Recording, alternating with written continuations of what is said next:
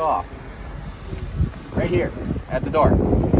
So I told all you guys when you check the mirror in the in cab, it's only clean and adjusted to me. Now is where we actually check the condition. So you'll start with the mirror. The mirror is properly mounted and secured. It's got all 3 bolts holding it into place. It's properly mounted and secured. It's not cracked or damaged. The lenses properly mounted and secured. They're not cracked, damaged, or broken. Got my door handle. Door handle is properly mounted and secured. It's not loose or broken, and it latches the door securely. Open the door back up, and we've got our door seals. So you guys are all going to want to start filling this way. You got to come around. Got our door seals on both the door and the cab. Properly mounted and secured, not cut, torn, or frayed, and creates a good seal on the door. There's nothing more annoying than when you're running down the road and you hear, because you got a bad door seal. My door hinges on the door and the cab. Properly mounted and secured, not cracked, damaged, bent, or broken. And they hold the weight of the door securely. Again, the striker and the latch properly latch the door. I've got my turn signal marker light right here. Properly mounted and secured, not cracked, damaged, or broken. What color is it? Amber. Amber in color. Next, I have my stairs. Excuse me. My stairs are properly mounted and secured. All of my bolts are in place and securely fastened. They're not cracked, damaged, bent, or broken in any way, and they securely hold the weight of the driver. Not on your test, but I want you guys to know where they're at. The batteries are right here. On this truck, we have 4 batteries. Check the connections and the wires. Make sure they're not overly corroded and the wires are not damaged or frayed in any way. You're always going to have a little bit of corrosion just like this because they are exposed somewhat to the element. There's nothing under here that's actually stopping anything. It's just a box under the cab. So you're always going to have a little bit of debris or corrosion on there. As long as it doesn't look like fungus is overtaking it. Then it's a bad battery. You probably have a leak somewhere and it's reacting with the terminals. So these batteries here are in good condition, and so are the wires, terminals, and connections. We can move on. Also, always make sure your stickers are up to date. We just got ours updated for the new year. New FMCSA and IFTA sticker. You'll go over more later on when you pass your test what IFTA and everything is about, if you don't already know. Then you got your DOT numbers here. Again, not on the test, but this is a diesel exhaust fluid tank. You would check this exactly the same way you would check your normal fuel tank. The tank itself, the cap, and the fuel straps. The tank is properly mounted and secured. It's not cracked, damaged, broken. It's not dented or leaking. Only diesel going there, right? No gas. Hang on, I'll get you. The cap, properly mounted and secured. It's securely fastened. It is not leaking. It's not cracked or damaged. And then I have my fuel straps, properly mounted and secured, not cracked, damaged, bent, or broken. How many people think, with a show of hands, that diesel goes in the diesel exhaust fluid tank? Yes. Okay. I hate to tell you, but you would be absolutely wrong and you'd probably be out of a job. Yep. If you put diesel in this tank, you have just ruined the entire exhaust and emission system. And it is a expensive fix. From front to back, it is about $20,000. That is your responsibility to pay for. Diesel exhaust fluid is always, no matter where you go, no matter the truck stop, doesn't matter the state, city, town, or country, it is a blue handle. You can only put a blue handle in here. You see how small that inlet is in there? It's only about an inch in diameter, maybe even 3/4. I haven't measured it. Most diesel nozzles are about 1.5 inches in diameter. So you physically cannot fit it. If you do, you tried really hard. Always a blue handle. Blue cap, blue handle. On the other hand, a diesel nozzle may be green, black, or yellow. Like I said, it's about, we'll just open the cap later and you'll see it. The gloves kind of make it hard. But it's pretty obviously, it's a big handle. It's a pump that's meant to pump an average of 20 gallons a minute. So you got to have some thickness and diameter to the hose.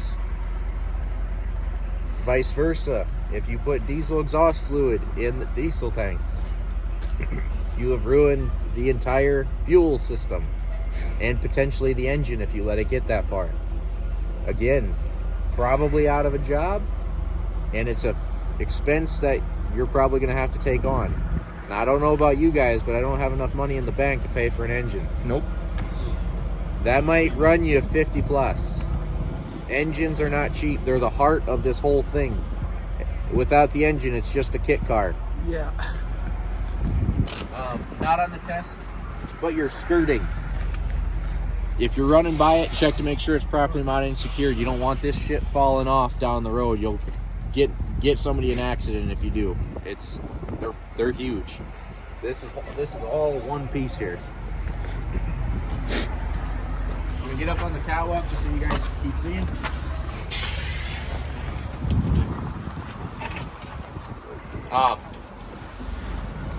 I like to, when I come back here, I like to start with my DOT tape up here at the top. It's 7 and backwards 7. These back here, they're reflectors, but they're still the DOT tape. They mark the height and the width of the top of the cap, just like the front marker lights do. They're properly mounted and secured. They're not cracked, damaged, broken, or missing. And then I'll come down to the fuel tank and I'll start working my way in. The fuel tank, just like the diesel exhaust fluid tank that we checked. We're checking the tank itself, the cap, and the fuel straps. The tank, properly mounted and secured, not cracked, damaged, broken, leaking, or dented. The cap is properly mounted and secured, not cracked, damaged, or leaking, and is securely fastened. And the fuel straps, properly mounted and secured, not cracked, damaged, broken, or bent. Next, I have my stairs and my catwalk. Stairs and catwalk are properly mounted and secured, not cracked, damaged, broken, or missing any bolts or anything like that. And they securely hold the weight of the driver or the person. Next, I have my frame. Frame is properly mounted and secured. It's not cracked, damaged, bent, broken, or twisted. There's also no illegal welds. Any illegal welds would be something that is on there, not from the manufacturer. So if there's a hairline crack that happened here, and somebody just backwood in their garage came by and just tacked it up real quick, that's an illegal weld. It has to be done by a certified mechanic or a certified welder at a certified shop. After the frame, you got your drive shaft. It's this long black shaft that goes from the transmission to the axle, the differential.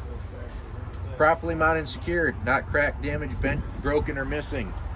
If it's missing, are we going anywhere? Nope. Probably not. And then lastly, right over here, we have our exhaust pipe. This is our exhaust pipe for the truck. This is the back side of it. We kind of saw the front way up by the engine. This is the back side. Properly mounted and secured, not cracked, damaged, broken, or leaking. The only place exhaust should come out of the exhaust pipe is at the back hole where it's meant to. On that note, this right here is not your exhaust pipe for the truck. It is the exhaust pipe for the APU. Don't worry about it. Make my way down here. So now we've got going from the top of the truck down and in. Now I'm going to start working in my different systems again. About 50% of each section is all the same. Each of the axles all have a suspension system. They all have a brake system. And they all have a tire. Don't make everything so different. Don't make everything so difficult. I'm going to start with my suspension. Because if I start with the airlines first, I'm going to end up running right out the tire and I might forget it. So my suspension, I have my spring mount right here. For you guys here, you guys in the back, it's this piece here. For you guys over here, it's this piece thing right here. My spring mount, properly mounted and secured. It's not cracked, damaged, bent, or broken. I'll follow that down to my leaf spring. Leaf spring is properly mounted and secured, not cracked, damaged, bent, or broken. Excuse me. What mounts the spring to the axle? U-bolts. Properly mounted and secured, not cracked, damaged, bent, or broken. The nuts on the underside are securely fastened. Next, I have my shock. Properly mounted and secured, not cracked, damaged, broken, or leaking. Again, the shock should not leak, otherwise it's bad.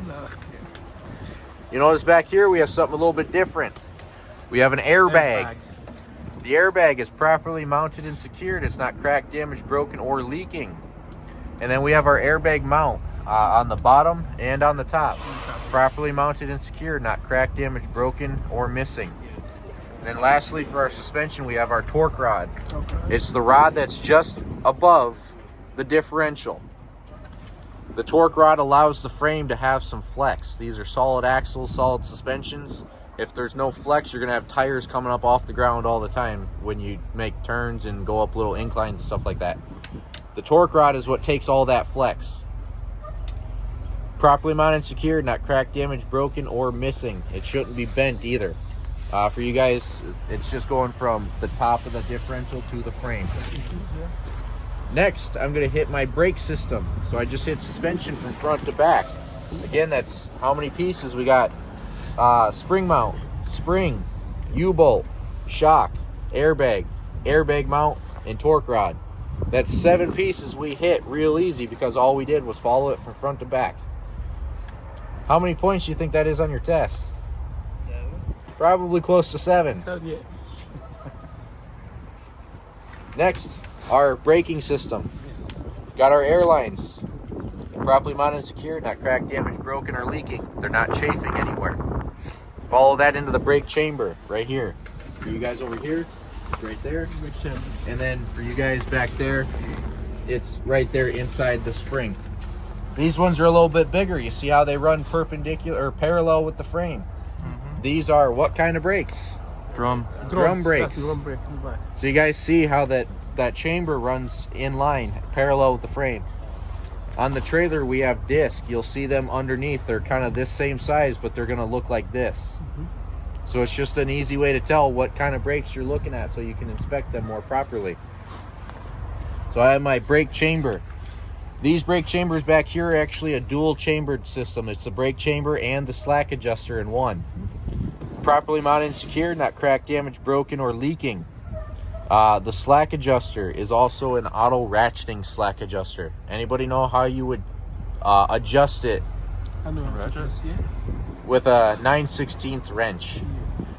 There would be a screw, the push rod in the back here. How you would adjust it is you would tighten it all the way up and then back it off about a quarter turn. That's how you would properly adjust it.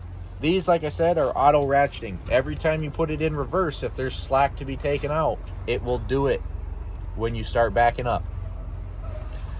Coming out of the back of the chamber, we have the push rod. Push rod is properly mounted and secured. It's not cracked, damaged, broken, or bent. That goes into the slack adjuster going to the brake. Everything's kind of all one piece, one system.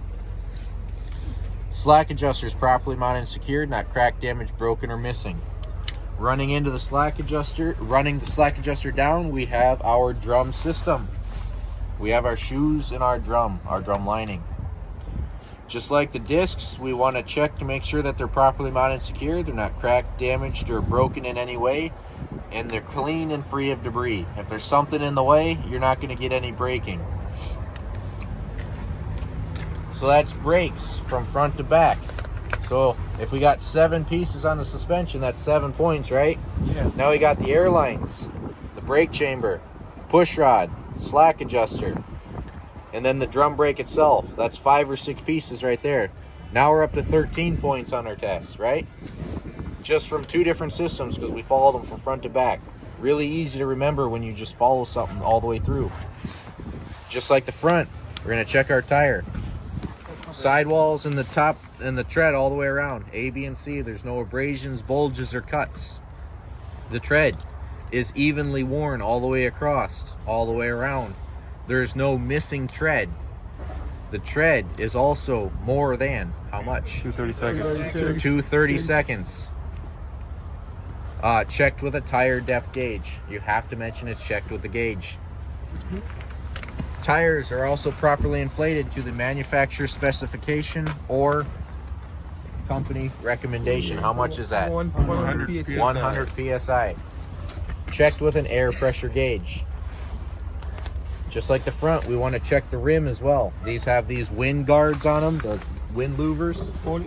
You just push that button in and spin it until they match up with the holes. Then you'll check the rim. Properly mounted and secured. Not cracked, damaged, or broken. There's no spider cracks between the air vents or the lug nuts, and there's no illegal welds. Excuse me. Also, again, the air vents clean and free of debris. Air-cooled brakes need that airflow. Lug nuts properly mounted and secured, not cracked, damaged, bent, or broken. No rust trails or silver threads indicating they're loose. And then lastly, on the tire here, we have our axle seal. Properly mounted and secured, not cracked, damaged, or broken, and it's not leaking. This is a sealed system. You as a driver cannot check it. This would get serviced at a shop either when needed or when the tires get serviced. When you're done checking, you just pop the cover back on. And then we can move around to the back. On the back here, we have our mud flap. Mud flap is properly mounted and secured. It's not cracked, damaged, bent, or broken. You can check that. These are kind of on the springs, so they've got a little bit of flex to them, so they don't snap off if you bump something. The DOT tape here on the back, properly mounted and secured. It's clean and free of debris. If it's not, take a rag or your hand or a glove, brush it down. And then the mud flap itself is securely mounted. It's not cracked, damaged, or missing, and it's not dragging on the ground. Just to be on the safe side, always have 2 mud flaps. Most states, it's either you have both or you have none. You cannot have only one. Have both. You guys have passed semis on the road when it's raining, right? Those are semis with mud flaps, splash guards. Imagine if they didn't have it. Always have it. And then we'll check our tail lights here. We got our reverse lamp, properly mounted and secured, not cracked, damaged, or broken, and it's not missing. Excuse me, not missing. White or clear in color. Tail lights. There are brake lights, running lamps, turn signals. Properly mounted and secured, not cracked, damaged, broken, or missing, and they are red in color. And that's about it for Section B. There's only a couple of things that are on there that we wouldn't normally check, or that we wouldn't check on a daily, like the batteries. Any questions on Section B? Okay.